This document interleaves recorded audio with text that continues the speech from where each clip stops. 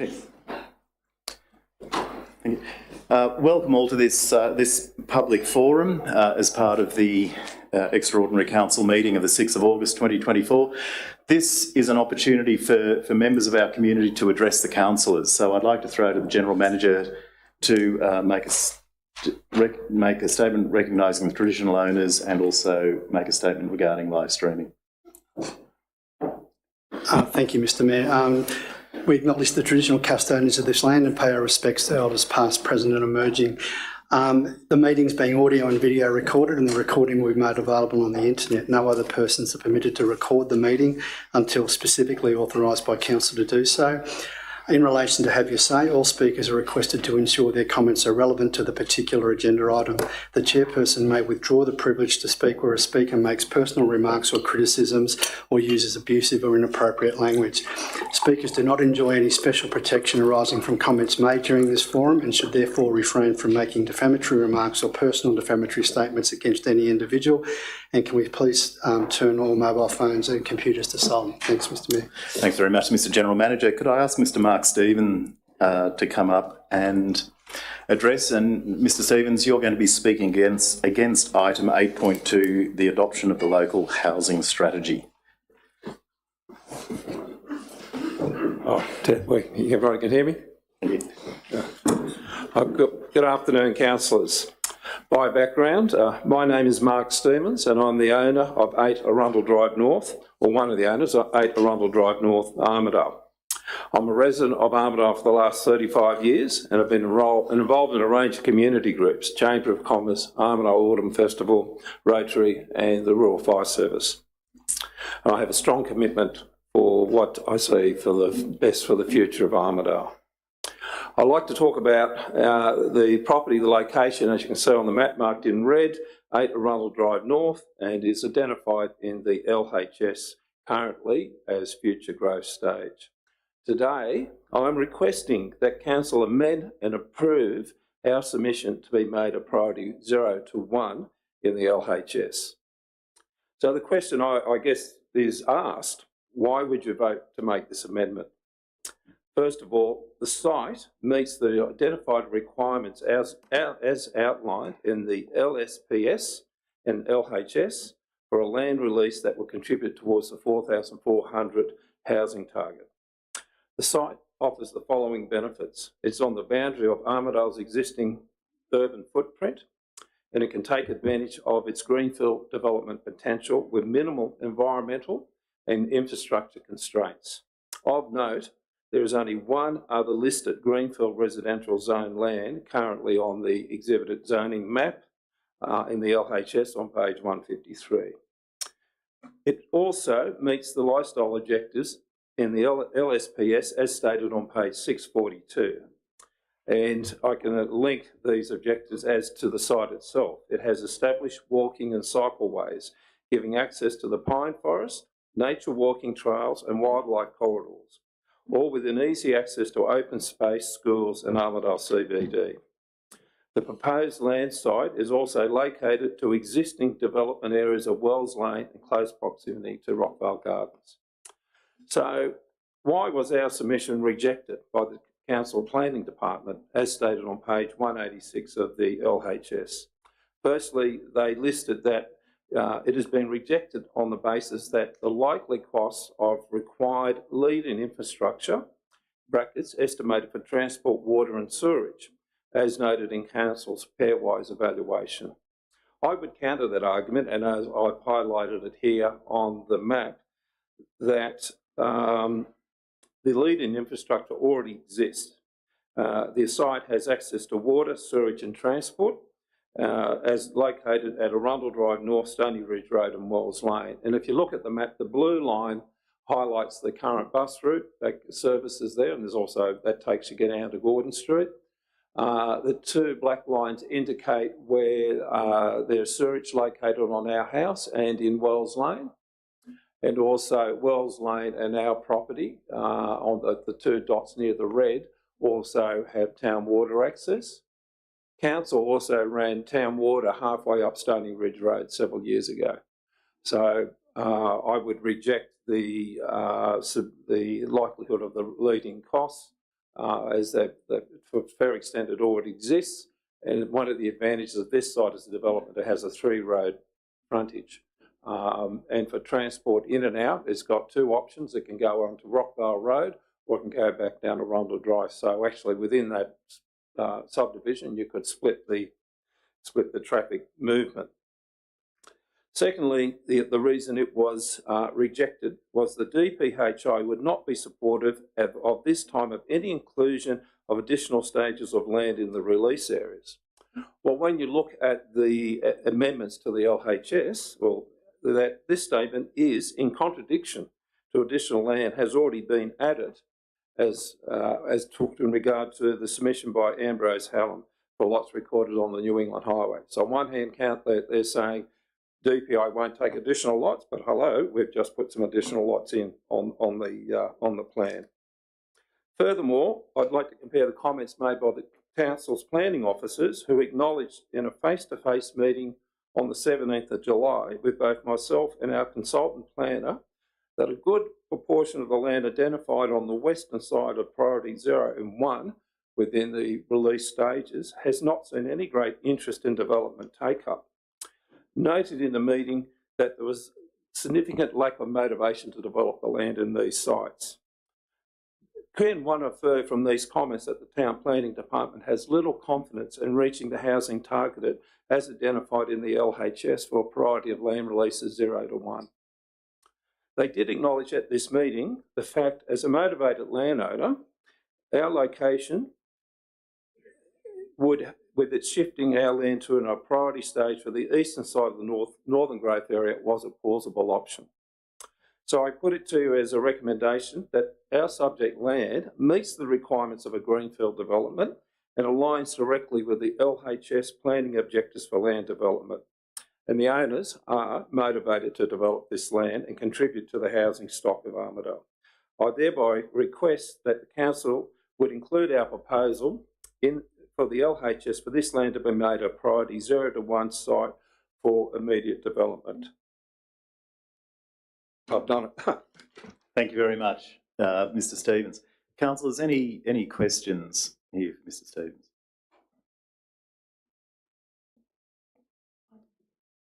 Councillor O'Connor. I just wanted to request through the Mayor that if the Chief Officer Planning and Activation has any response to this that might enlighten us a little.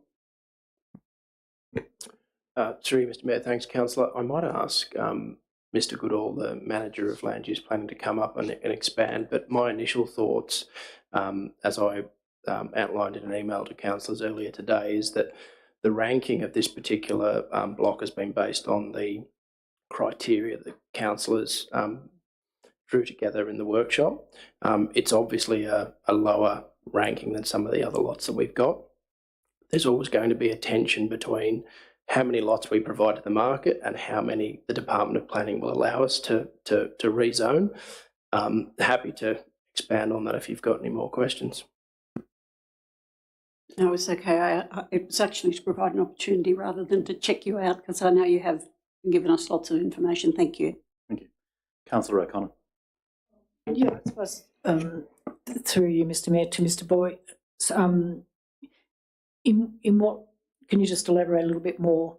Is there anything, material? I mean, I understand that the overall area to the east of the Northern Growth area may be less desirable, but in relation to this subject lot circled or bounded by the red, is there anything specific there that makes it less desirable than, say, the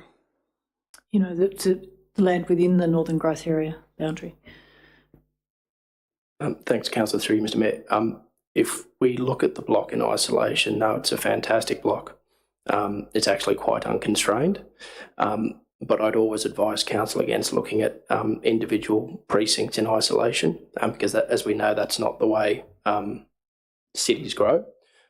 So in relation to this particular block, certainly the lead in infrastructure costs, upgrading roads, upgrading water and sewer, would have been weighted less favourably for this block, as opposed to some of the earlier stages in the Northern Growth area. Although, just to follow that up, but in relation to the infrastructure demands on this particular block, they're much of a muchness with what's within the northern growth area? No, that's not right. So the ranking system, which ultimately has informed the staging of that northern growth area, has been developed on the relative cost of infrastructure. So the ones that have got less cost are ranked higher. The ones that have got more cost, and as we kind of unpacked in the workshop, it's not just infrastructure costs. We've looked at land constraints, we've looked at slope, we've looked at environmental values as well. Thank you. Councillor Gallatley. Through you to Chief Officer Boyce, please. So the future development of this, so we've got a fellow here that's obviously looking forward. This is his nest egg or whatever, so that it's you can retire on or whatever. What implications? Sorry. I realise what you're about to say, Councillor O'Connor.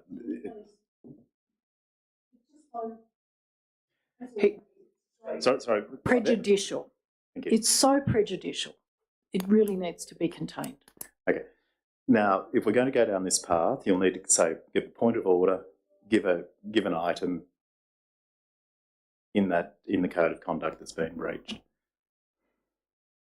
I can't quote the code of conduct. I can give it to you later, but what I'm saying is that it's impossible for any of us here to know what's in the mind or the intention of another person, and to suggest that one does, and in the nature of... Thank you. It's prejudicial. Okay. I apologise for taking for granted your intentions with your land, sir. So what potential has it got for what we're doing here for repercussions of him having a block that's unsellable in the future? Please, Chief Officer Boyce. Through you, Mr. Mayor, I'm not sure I understand the question fully. Councillor Gallatley, can you rephrase that for me? I'll have another crack. Is this going to impede on his future with putting blocks of land with developing or selling this to a developer to make this into a residential area?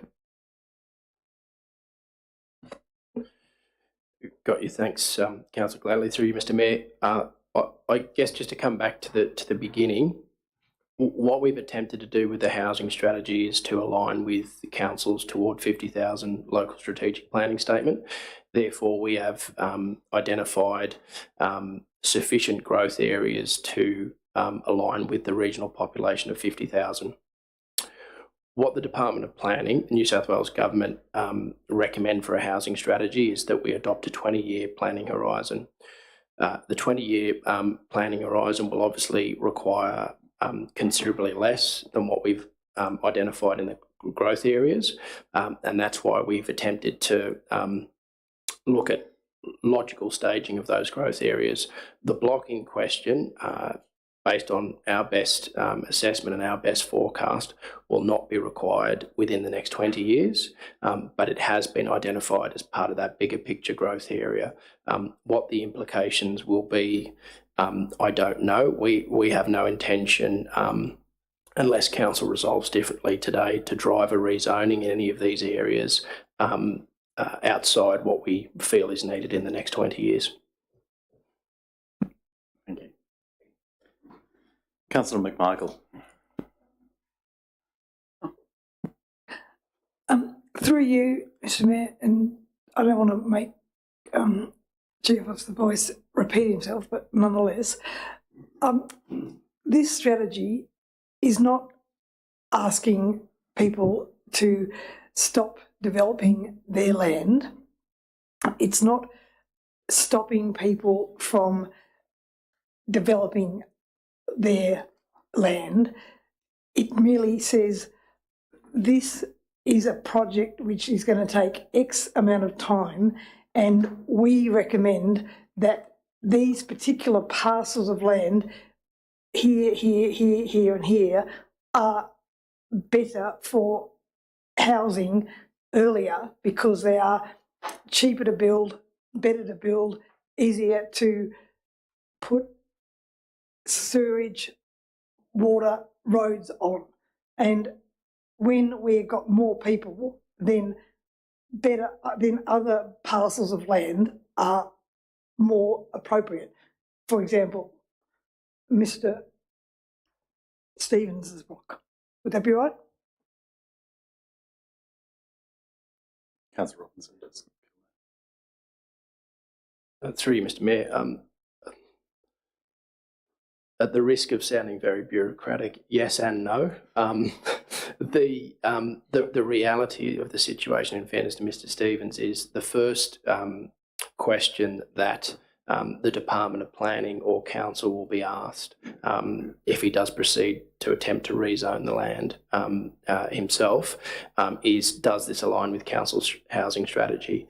And unless Council deliberately make an adjustment today and prioritise Mr. Stevens' land in some of the earlier stages, the answer will be no. So there's nothing preventing the owner from commencing the process to amend the LEP, the same as nothing prevents anybody else from doing it at any time. But the first gateway, the first question that is asked is, does this align with Council's strategy? I think that answers the question. Councillor Robinson. Yeah, well, I was just wanted some clarification of an issue that came up in relation to this matter, which was basically on page 77 for the Northern Growth Area. And it's talking about increased densities in appropriate locations. It says rezone the majority of the R5 large lot residential zone land to either R1 general residential or R2 large lots residential, to permit higher residential locations. And that would seem to I'm just wondering what that means for all the current R5 land that's in the Northern Growth Area, so north of the Netherton Park Estate, which, if you take that literally, would imply that it should all be zoned R1, which I don't think was the intention. I'd just like clarification on that. And if it isn't the intention, maybe the wording should be more precise. Through me to you, Chief Officer Boyce. Thank you, Mr. Mayor. Councillor, the intention of the new growth areas with that staging and the requirement to master plan each of those stagings is that we would look at the zoning and the lot size as part of the master plan. The headline is, though, that yes, the existing R5 zone land there will need to be upzoned as part of that master plan to get the lot yield that council is seeking. Only as part of the Northern Growth Area, so it'll just be all the land in that area will be treated the same, the ones that are not in stage 0 to 2. Through you, Mr. Mayor, you mean the existing, sorry, Councillor, the existing R5 land will remain the same? Well, presumably the existing R5 land will remain the same, and otherwise it will be treated as the same as all the other land in the Northern Growth Area, except that my other stuff is RU4, so it can't be developed, so you could probably do something with the R5 land. Through you, Mr. Mayor, Councillor, I think just to take a step back, the idea, again, behind us being so providing so much detail around the growth areas and the structure plans in the local housing strategies to provide some certainty as to the lot yield that we're anticipating and all of the other criteria that council wanted included in those precincts. So the green space, the connectivity, etc. Applying a broad brush zoning and lot size across the growth areas is probably not going to result in anything different to what you're seeing at the moment. So rather than, I suppose, focusing on what the zoning will be, what the lot size will be, the comfort that council will have if it endorses the housing strategy is each of these stages will require a master plan. The master plan will deal with what is the zoning, what is the minimum lot size, and it won't, or I wouldn't advocate for an arbitrary lot size across the entire area, because there will be land constraints opportunities that will fall out of the master planning process, where you might actually want to have a mixed lot size and maybe even a mixed zoning. Thank you. Councillor Witters. Yeah, Mr. Stevens, back to what we're here for the public forum. Just got a couple of questions about some of the things you said. Where your red square is in your picture, is that, looking at the colouring scheme, that's outside of any of the zones at the moment, or is it in for the LSP, for the LHS? Sorry, is that inside any of the zones, or because it's near neighbouring the boundary of it, you're asking for the boundary to go around that property? The orange sort of colours there. Is that what you're asking for at the moment? What I'm requesting is that, first of all, the property adjoins existing development in Wells Lane. That's across the road. I don't know if you know the area all up there. And we're asking that we can extend over to our lot, that it can be moved on the priority scale, it can be moved up to 0 or 1 for consideration for development. There also is the potential that adjoining landowners also put submissions in that it could be even done as a block with Graham Smith and his brother-in-law's property, which abounds on Stony Ridge Road down to Rockvale Road. So there you could actually bring in 3 large blocks and do it as a block, and that would then back it onto Rockvale Garden as a whole area. But I just make one final thing, that you mentioned about the uptake of the lots and the yield, yet I'd still find a bit of a contradiction that the town planning people are saying, well, the western side is not going to deliver the numbers, and yet council is saying, well, that's what we're going with. And it's even in the LHS that the uptake is probably 10%. Now, the northern growth area on the highway, they've marked it as 100%. So what my recommendation is that, why target an area that's not going to deliver housing? Whereas we've got a location up there that can, there is a market demand for it, and it can provide housing that provide a rural lifestyle, which is what we're all about, is targeting a lifestyle. It's not a highway strip development. I mean, you can go anywhere in Australia and go buy a house on a highway. I thought we were here to maybe offer something a little bit different and attract people to come and live here. That location does that, and they're the sort of people you want to come and live here and create jobs, employment. And that's what our motivation is, that we contribute something back to the community through a development that is environmentally sustainable. It can be it's got a great northeast aspect, so its capability of being solar powered, all the housing there. It gets sunlight virtually all day. So it's got a lot of potential in its location. So that's why we think, moving it in a timescale is not going to change anything. We're still going to have to take the development as a spot rezoning. We're still going to have to take it up to the DPHI and get their approval. But certainly if council supports that, that's part of that gateway process that we're looking at, that we need, and having that support. And maybe you can consider doing the 3 lots up there today as a joint sort of prioritisation. And it brings it, and that's within the town boundary, and it's an infill. So, Thank you. Councillor Witters, do you have any further questions? Yeah. As I'm sure you can appreciate, a lot of the submissions we received were a lot like yours, for properties close to the zoning areas as well. So by virtue of, if we decide to change it, for yours, the pressure is there to do it for all the other submissions that we received, because each one of the submissions mentioned why it would be good to be part of this program. The other question I quickly had was, do you have 2 questions for you, give you a chance to answer both at the same time, is one, do you have a lot, how many lots do you think you could put on there? And the second part is the development and excuse my ignorance for this question, the plans to develop, is this being something that's been ongoing for a while for you, or is it just something new? First of all, the land there is 17 hectares or 40 acres. Previous subdivision plans that have been done on the block and show it could take up to 40 houses as a maximum lot size, or you could go, for example, 1,000 square metre blocks and probably do, I think Jesse Dick indicated you can probably do 16 blocks there. Our analysis on the current prices, considering a house on 2 hectares just sold at the end of Arundel Drive North on Weaver Ridge Road, right down the bottom of the cul-de-sac there for $2.1 million.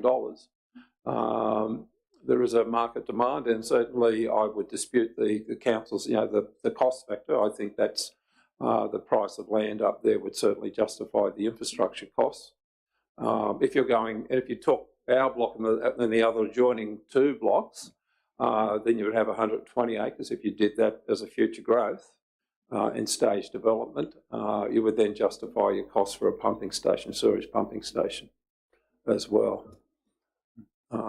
And you could then as grow. But I mean, you make the comment that, well, it's mentioned that about on the boundary. Well, if you look at the northern side, the Helm submission is adding to is extending outside of the catchment area.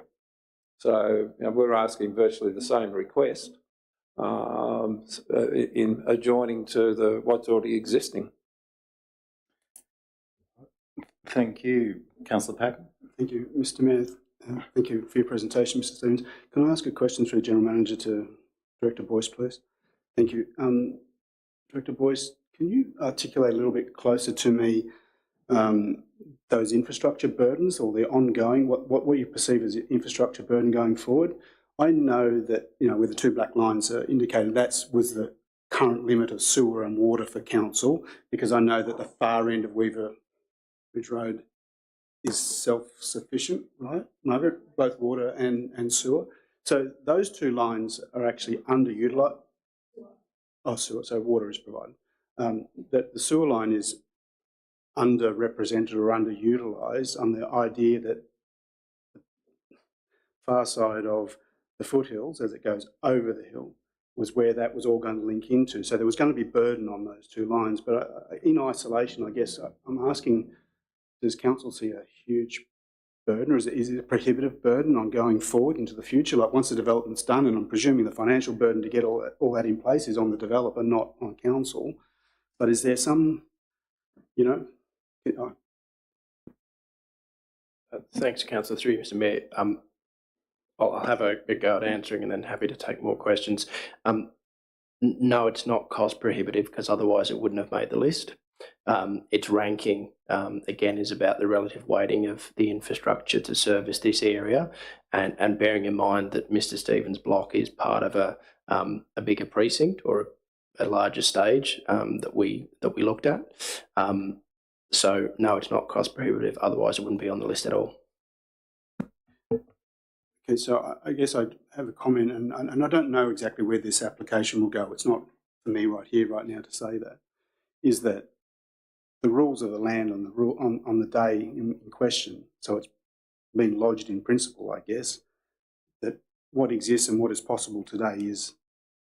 I can't say whether it's permissible, because I'm not in your seat to work out whether it's permissible or not. You would give us that recommendation. So on the presumption of the rules of the day, there's nothing impeding that application being put forward, and that we could be looking into the future. In 20 years' time, the land out to the west or otherwise may or may not be developed. The farmers in the north may or may not sell their land. This is an opportunity here and now for council to add to the stock of housing, and I think that's the broader picture. Is it so egregious that when it comes to the decision making, to knock it back because it wasn't a priority what we see going forward into the next 20 years, as opposed to now? Wind towers might not be the flavour of the day in 20 years' time, but we're not making that decision now to stop wind towers from being constructed, even though a lot of us may not like them now. So we don't see them as a priority as opposed to solar, perhaps. I don't know what my fellow councillors think about that, but I'm just sort of questioning it. It's the rule of the land today. Is it permissible today is it going to give us benefit in the more near term than the longer, bigger picture of what we think is more desirable?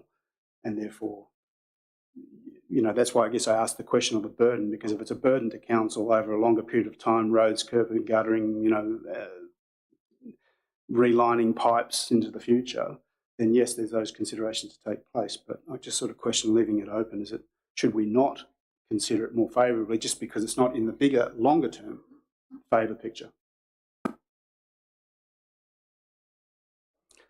Thank you, Mr. Mayor.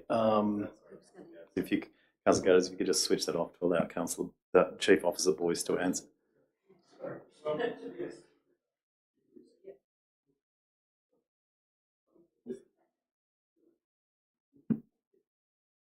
All yours, Chief Officer Boyce. Thank you, Mr. Mayor. Through you, Councillor. So the zoning at the moment does not permit the subdivision to the same level as the lot yield that we factored into the housing strategy. So as Mr. Stevens said, I think we calculated somewhere around 80 lots at about an average lot size of 1,000 square metres.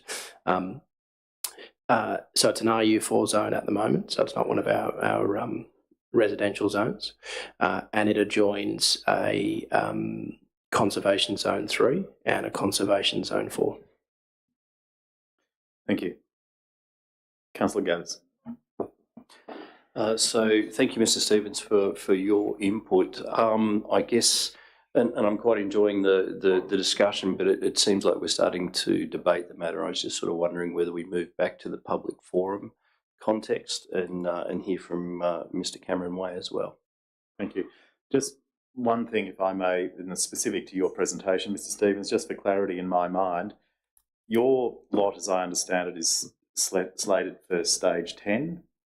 And you made a comparison against another lot, which I understand is stage 4. Are you saying that second lot, or the comparison lot, has been dragged into 0 to 2?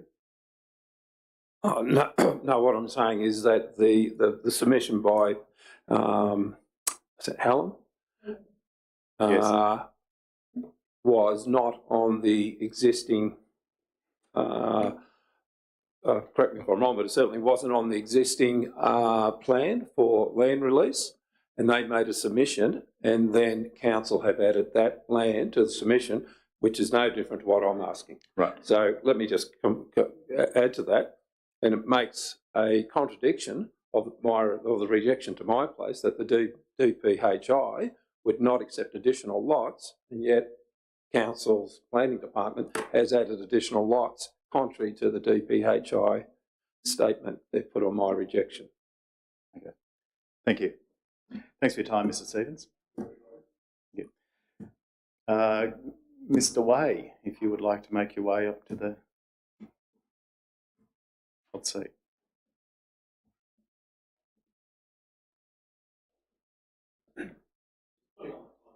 Oh, very good. Thank you. Okay. Right. So first, thanks for the opportunity to represent Ben Lomond community.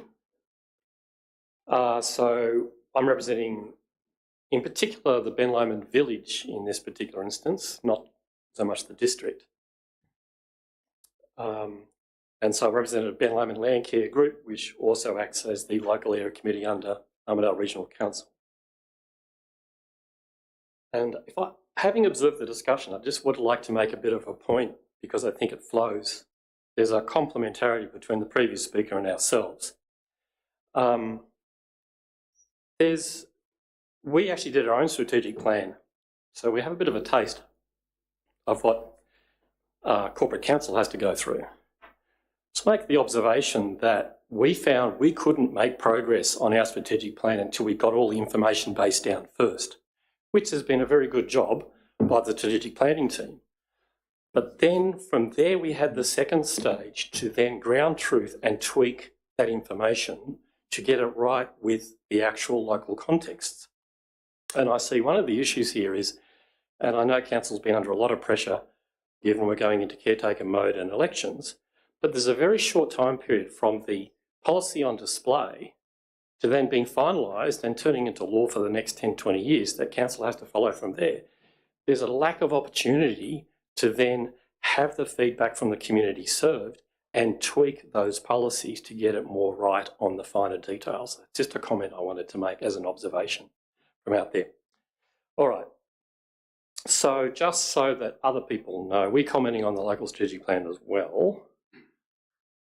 And we're this really small community of 20 houses and last count 40 adults at the very far northern edge of the local government area.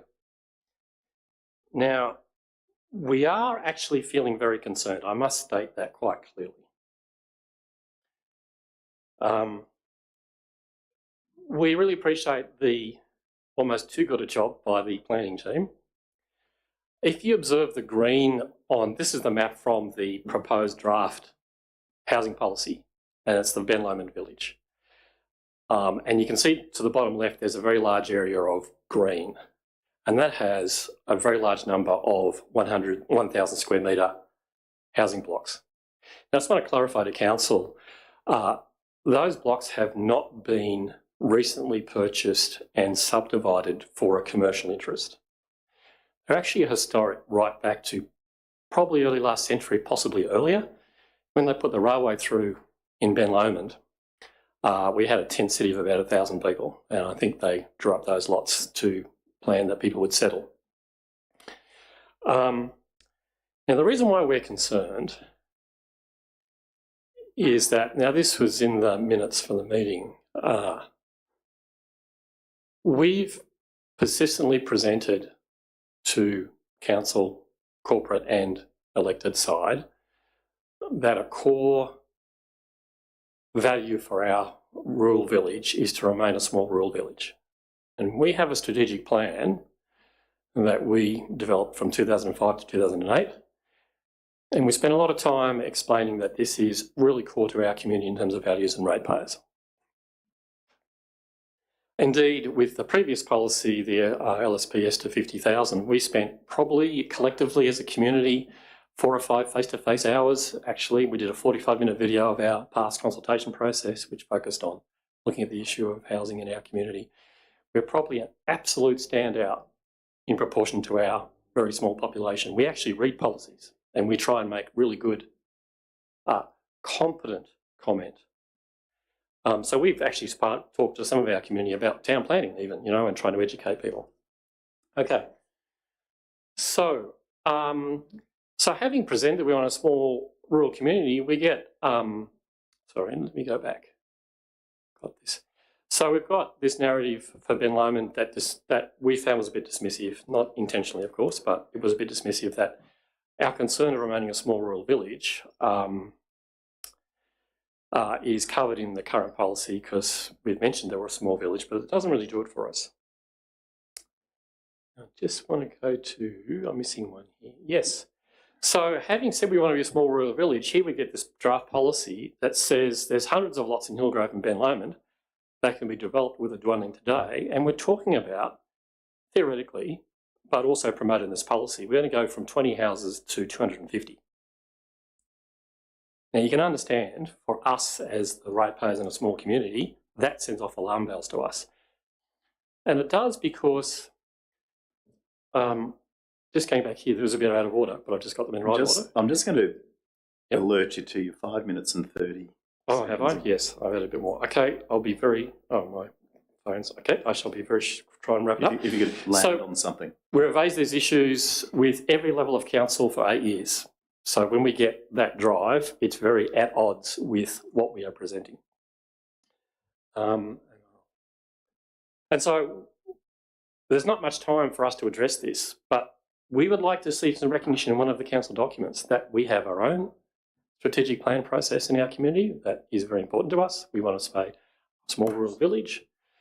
So it's not just a wish, we've got a forward plan that's been very successful, including remaining a small village so we can host amateur astronomy and hopefully develop a regional event and possibly one that attracts international people from overseas or northeast New South Wales.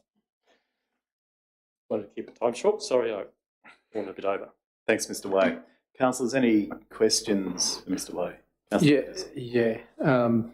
Just quickly, Cameron, do you have any extra bits to say? Considering we spent half an hour on the last speaker, you've got an extra 2 minutes worth of stuff you'd like to say, find it be, if through the mayor, if you'd be able to grant Mr. Way a little bit of extra time just to finish off his comments. That's requested. Thanks, Councillor Witters. Yes, Mr. Way, I will do that, but I'd like you to make a point, not take us on a journey. I was almost finished. Okay, make the point. So basically that's it. We just want some recognition that we exist. We've got our own strategic local plan. It doesn't interfere with Armidale's plans. Please respect ours. And also, I just add one more comment. Thank you, Councillor Witters. I noticed that from the previous speaker, there is lots of people wanting to include more housing land in Armidale, and we're at the far end and saying, please no. There's a beautiful balance there that I think the council as a whole should take note of. That's it. Terrific. Thank you.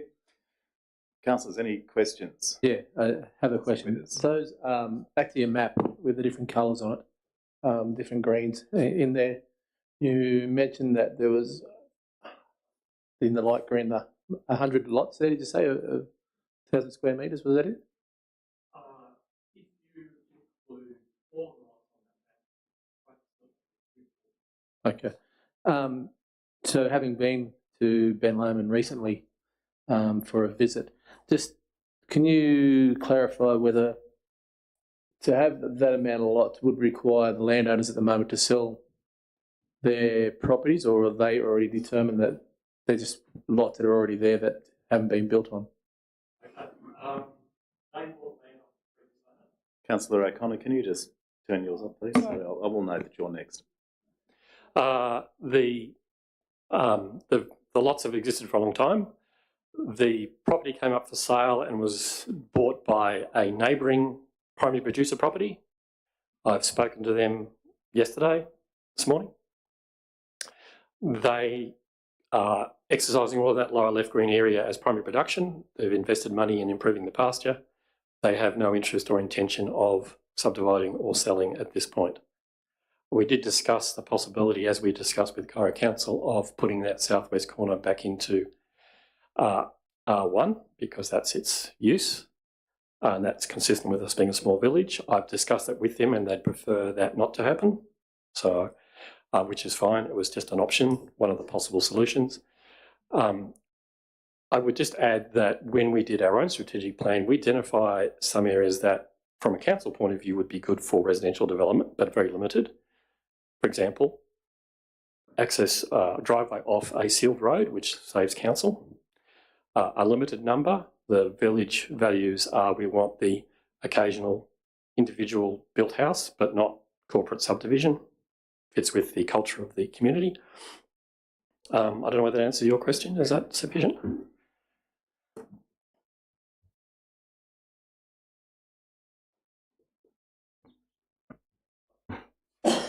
Yeah, it does, and that's a good point you make there, and it's something that's been mentioned in new developments around here, where it fits within the history of the city and the history of the area. So that's a good point on whether a place like Ben Lomond then turns into high density housing and subdivisions, or it still stays with the old cottage sort of style and farm living. So it's a good point. Thank you. Councillor O'Connor. Oh yeah, thanks very much, Mr. Way, for coming in and coming all the way down to address us in person. You mentioned, just correct me if I'm wrong, that you've got an existing strategic plan developed by the Ben Lomond community, 2005 to 2008. Have I got the dates right there?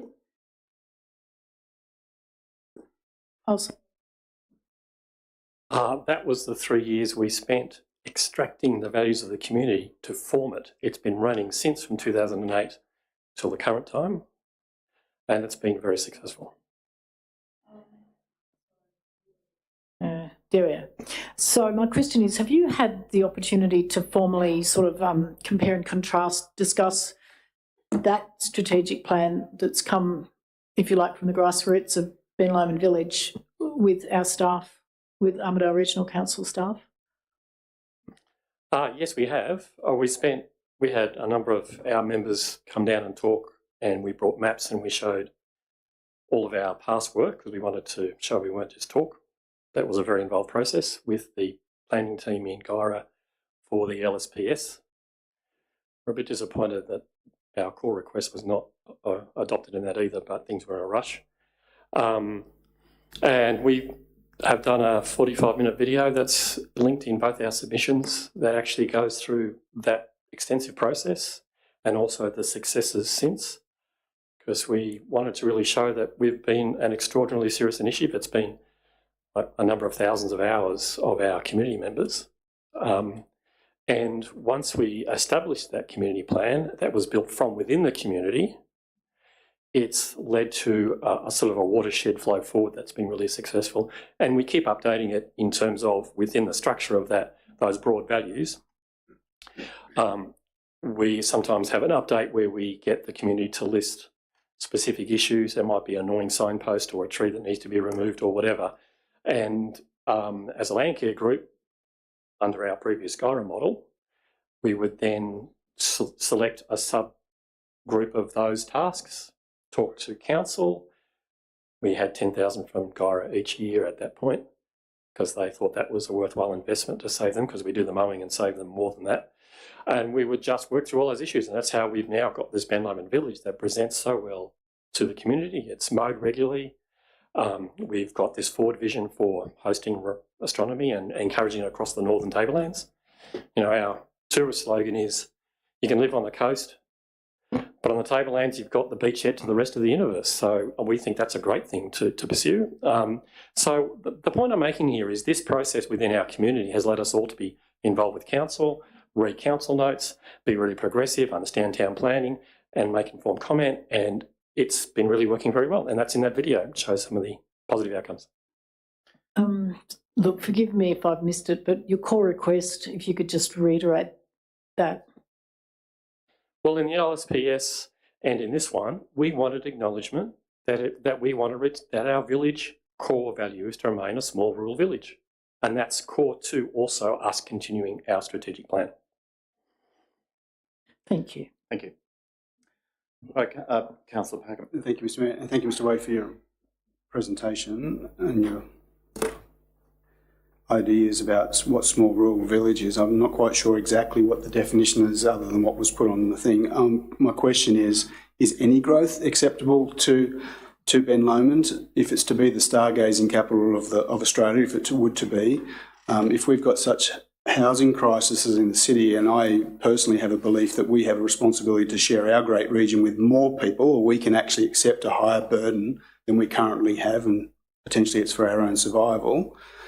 Contrasting Hillgrove to Ebor to Ben Lomond, which are possibly around about the same numbers, is any growth acceptable for Ben Lomond? I mean, or are we all going to die out in Ben Lomond one day and say because we didn't sell to anyone else, or we wouldn't allow anyone else to join our little street parade? Can you just elaborate a little bit more to give us, is there any latitude in what you're asking for to be in a small rural village? Look, thank you, Councillor Packham. Good question. And part of our consultation process was to discuss that very issue. And I personally concur that there is a need for housing and it's a big problem. And we did a survey for our submission for this policy to check that our sense of the community's values was unchanged, and it was confirmed. Most of the responses were not no growth, but what has been historic for us, which is the odd individual house and the growth rate for such a small community of 40 adults, the growth rate that maintains that culture and evolves it is, 1 to 2 houses per decade was kind of what works, which is very different to open slather, let's build 200, you wouldn't build 240 homes because there need to be 2,000 square metre blocks, but hundreds would overwhelm. And for the dark skies for this project, with a small community, we can ask that the lights be turned off in a cooperative way with residents. So, and we get homeless people visiting our village, so we know there's a housing crisis. I really validate what you're saying, but it still doesn't remove that you just don't do it everywhere. It's where there is if there's an active interest elsewhere, that provides your capacity. And when we've got a unique case here where it needs to be limited, I think that's still valid. Thanks, Mr. Way. Well, Councillors and gallery, that brings us to the conclusion of a fairly extensive have your say. I realise it's a contentious issue, so thank you both for your time. Councillors, let's roll straight into the extraordinary council meeting. We need 2 minutes, so everyone can go and powder their nose, and we'll be back here in